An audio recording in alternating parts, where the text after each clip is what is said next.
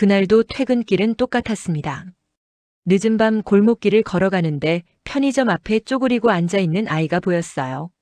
초등학교 4학년쯤 되어 보이는 여자아이였습니다.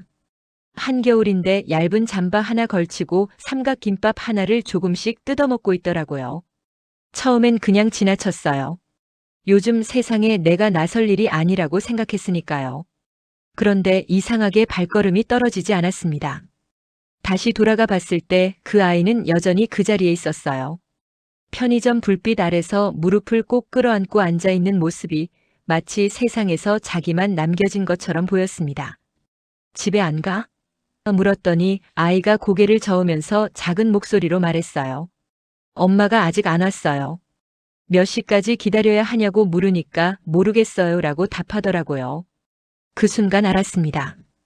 이 아이는 오늘만 이러는 게 아니구나. 아이에게 따뜻한 우유랑 빵을 사줬어요. 처음엔 사양하더니 제가 아저씨가 배고파서 샀는데 너무 많이 샀어 라고 하니까 그제야 받아들었습니다. 우유를 마시는 아이의 손이 파랗게 얼어있는 걸 보면서 저는 그냥 집에 갈 수가 없었어요. 아이 옆에 앉아서 함께 기다렸습니다. 밤 11시가 넘어서야 한 여자분이 비틀거리며 나타났어요. 술 냄새가 멀리서도 났습니다. 지우야, 미안해. 엄마가 좀 늦었네. 그 말을 하는 여자의 눈빛은 초점이 없었고 아이는 익숙한 듯 엄마 손을 잡고 일어났어요. 저는 그 모습을 보면서 가슴이 무너지는 것 같았습니다. 그리고 그날 밤 저는 한 가지 결심을 했습니다. 이 아이를 그냥 둘 수 없다고. 하지만 제가 그때 몰랐던 게 있습니다. 그 결심이 제 인생 전체를 어떻게 바꿔놓을지를요. 다음 날부터 저는 그 편의점 앞을 일부러 지나가기 시작했습니다. 역시나 아이는 거기 있었어요. 비 오는 날에도 눈 오는 날에도. 일주일쯤 지났을 때 아이가 먼저 저를 알아보고 작게 손을 흔들었습니다. 그때부터였어요. 저는 아이에게 저녁을 사주기 시작했고 가끔은 함께 숙제를 봐주기도 했습니다. 아이는 제게 아저씨 이름이 뭐예요? 라고 물었고 저는 그냥 아저씨라고 불러라고 답했어요. 사실 저한테는 가족이 없었습니다. 평생 혼자 살아온 독신남이었죠. 결혼도 안 했고 부모님도 일찍 돌아가셨습니다. 공장에서 기계 조작하는 일을 하면서 월급 받아 혼자 쓰고 조용히 살아왔어요. 그런 제게 이 아이는 뭔가 특별했습니다. 아이를 보고 있으면 제 안에 몰랐던 감정이 올라왔어요. 이게 아버지가 느끼는 감정일까 그런 생각도 들었습니다. 그러던 어느 날 아이 엄마와 마주쳤어요. 아이에게 밥을 사주고 있는데 술에 취한 채로 나타난 거죠. 당신 누구야? 왜 내 딸한테 접근해? 저는 당황해서 아무 말도 못했습니다. 그때 아이가 엄마를 말렸어요. 아니에요, 엄마. 이 아저씨는 나한테 밥 사주는 좋은 사람이에요. 아이 엄마는 절 한참 쳐다보더니 그럼 계속 밥 사줘. 나도 힘들어 죽겠는데 라고 말하고는 휘청거리며 가버렸습니다. 그날 밤 저는 잠을 못 잤어요. 머릿속으로 계속 생각했습니다. 이 상황을 신고해야 하나 아동보호기관에 연락해야 하나. 하지만 저는 알고 있었어요. 그렇게 하면 이 아이는 시설로 갈 거라는 걸. 거기서 또 다른 상처를 받을 거라는 걸.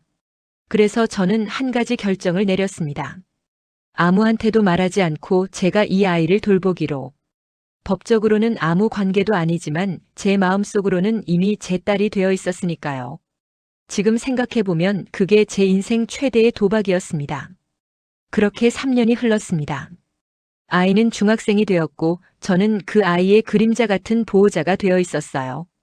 아이 엄마는 점점 더 집을 비우기 시작했고 나중에는 한 달에 한 번 얼굴 볼까 말까 했습니다. 그 사이 저는 아이에게 밥을 해주고 학교 준비물을 챙겨주고 아플 때 병원에 데려갔어요. 학부모 상담은 갈 수 없었지만 집 앞까지 바래다주고 기다리는 건 매일 했습니다. 지우는 똑똑한 아이였어요. 성적도 상위권이었고 그림도 잘 그렸습니다. 가끔 제게 그림을 그려주곤 했는데 어느 날 그린 그림에는 작은 집 앞에 두 사람이 서 있었어요. 이게 우리예요, 아저씨. 아이가 웃으면서 말했습니다. 그 순간 제 가슴이 터질 것 같았어요. 행복하면서도 무서웠습니다. 이게 언젠가는 들킬 거라는 걸 알았으니까요. 주변 사람들에게는 조카라고 둘러댔습니다. 공장 동료들이 형, 요즘 표정이 좋아졌네라고 하면 나이 들어서 그런가 봐라고 웃어넘겼어요. 이웃들에게는 친척 아이를 잠깐 돌봐주는 중이라고 말했습니다. 거짓말이 거짓말을 낳았고 저는 점점 더 깊은 늪에 빠져들었어요. 하지만 이상하게도 후회는 되지 않았습니다. 지우가 웃는 모습을 볼 때마다 이 거짓말이 의미 있다고 생각했으니까요. 어느 날 지우가 물었습니다.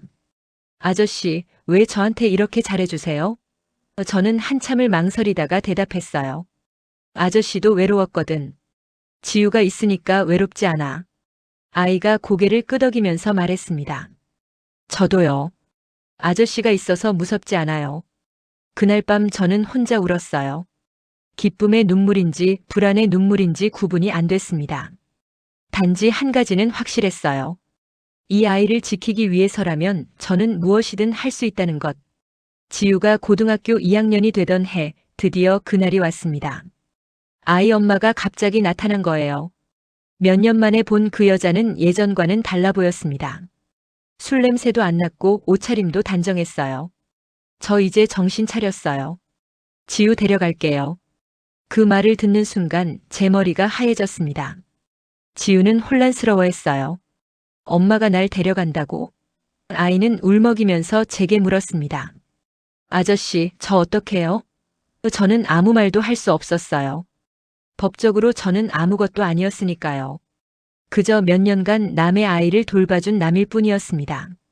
친권자는 엄마였고 제가 할 수 있는 건 아무것도 없었어요. 아동보호기관에 연락했지만 돌아온 답변은 차가웠습니다. 어머니가 지금 안정적인 직장도 있고 주거 환경도 개선되었다면 친권을 행사하는 게 당연합니다. 변호사를 만나러 갔지만 그분도 고개를 저었어요. 혈연 관계도 아니고 법적 보호자도 아닌 상황에서는 할 수 있는 게 없습니다. 오히려 선생님이 미신고 보호로 문제될 수 있어요. 마지막 날 지우를 데리러 온 엄마 앞에서 저는 무릎을 꿇었습니다. 제발 지우를 여기 두게 해달라고, 제가 뭐든 하겠다고. 그런 제 모습을 보던 지우 엄마가 차갑게 말했어요. 당신이 뭔데 내 딸을 키워요? 당신 누구예요? 그 순간 깨달았습니다. 제가 정말 아무것도 아니라는 걸. 몇 년간 아버지인 척했지만 저는 법적으로도 혈연적으로도 아무것도 아닌 남이었다는 걸. 지우는 울면서 제 품에 안겼습니다. 싫어요. 아저씨랑 있을래요. 하지만 저는 아이를 밀어낼 수밖에 없었어요. 지우야, 엄마랑 가야 해. 그게 맞는 거야. 제 목소리는 떨리고 있었지만 그 말을 해야만 했습니다. 아이를 보내는 그날 제 인생에서 가장 긴 밤이 시작되었습니다. 그렇게 10년이 흘렀습니다. 지우와 헤어진 뒤로 저는 그냥 하루하루 살았어요. 일하고 집에 돌아와서 잠들고. 그 반복이었습니다. 가끔 지우가 그리던 그림을 꺼내보곤 했는데 볼 때마다 가슴이 미어지는 것 같았어요. 그 아이는 잘 지내고 있을까, 대학은 갔을까, 행복할까. 궁금했지만 찾아갈 용기는 나지 않았습니다. 그러던 어느 날 초인종이 울렸어요. 문을 열었을 때 거기 서 있는 사람을 보고 저는 그 자리에 얼어붙었습니다. 28살이 된 지우였어요. 예전보다 훨씬 더 어른스러워진 모습이었지만 그 눈빛만은 여전했습니다. 아저씨. 지우가 웃으면서 말했어요. 보고 싶었어요. 저는 울음이 터져 나올 것 같았지만 꾹 참았습니다. 어떻게 여길 찾았어? 지우가 말했습니다. 제가 어릴 때부터 이 주소를 외우고 있었거든요. 언젠가 꼭 다시 올 거라고 생각했어요. 지우는 대학을 졸업하고 지금 디자이너로 일하고 있다고 했습니다. 엄마와는 괜찮은 관계를 유지하고 있고 이제는 서로 이해하게 됐다고요. 그런데요, 아저씨. 지우가 가방에서 무언가를 꺼냈어요. 작은 서류 봉투였습니다. 이게 뭐니? 제가 물었을 때 지우가 조심스럽게 말했습니다. 호적 정정 서류요. 아저씨를 제 아버지로 등재하고 싶어요. 법적으로 양자 입양이요. 제 손이 떨렸습니다. 지우야, 그건. 지우가 제 말을 끊었어요. 아저씨가 저를 키웠잖아요. 제가 밥 먹는 법, 숙제하는 법, 사람을 믿는 법, 다 아저씨한테 배웠어요. 엄마가 피를 나눈 건 맞지만 저를 사람으로 만들어준 건 아저씨예요. 그러니까. 지우의 눈에서 눈물이 흘러내렸습니다. 제발 제 아빠가 되어주세요. 10년 늦었지만 이제라도 제대로 된 부녀가 되고 싶어요. 저는 그 자리에서 무너져 내렸습니다. 평생 참았던 모든 눈물이 한꺼번에 쏟아져 내렸어요. 지우가 제 어깨를 안아주었습니다. 아빠, 울지 마세요. 이제 우리 떳떳하게 가족하자고요. 그날 밤 저는 오랜만에 편히 잠들 수 있었습니다. 제가 평생 숨겨왔던 그 사랑이 결국은 인정받았다는 것. 법이 아니라 한 사람의 마음으로 증명되었다는 것. 그게 저한테는 세상 무엇보다 큰 위로였습니다. 지금 지우는 제 옆집에 살고 있어요. 주말마다 함께 밥 먹고 가끔은 옛날 이야기를 하면서 웃습니다. 그리고 지우는 이제 저를 아빠라고 부릅니다. 서류상으로도 마음으로도. 혹시 이 이야기를 듣는 분들 중에 망설이고 있는 분이 계신가요?